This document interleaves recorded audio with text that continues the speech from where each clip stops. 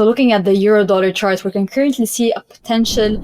bullish hold above the borders of that declining parallel channel on the monthly time frame for the euro dollar that has been intact since 2008. Yet this year, the euro dollar has been holding firmly above between the 113 and the 114 mark over here, which is positioning for a potential bullish breakout against the US dollar index that is currently facing back the 2025 lows, which is approximately the 98 zone. If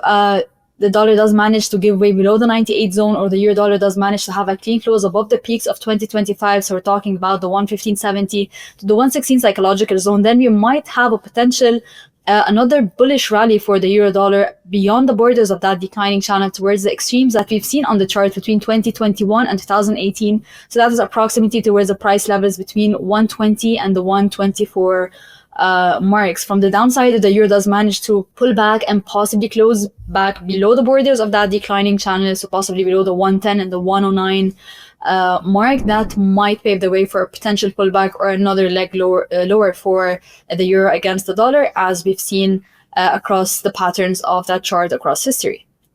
So with respect to the Nasdaq chart, we can still currently see it trade between a bullish to a resilient note above the neckline of its double top formation that extended between December 2024 highs and February 2025 highs, even amid the market turbulence between the tariff headlines, the credit downgrade, and the overall concerns of the US debt. So with that, we can see Nasdaq pulling back towards the neckline of that double top formation and bouncing back above that level. So that key zone is between the 21,000 to the 28,800. If you do manage to have a clean hold below that zone, then we might have potential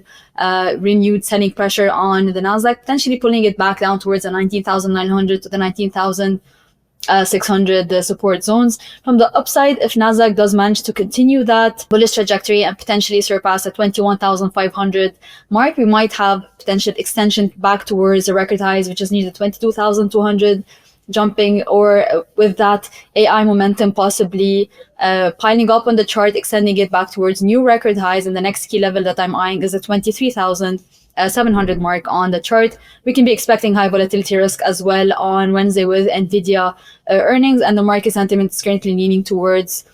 positive expectations as the AI is integrated into economic agendas across the world for 2030 and beyond. So any pullback may be seen as a potential buying opportunity towards to ride the trend of that tech resilience, and of course positive breakouts can also fuel that AI rally.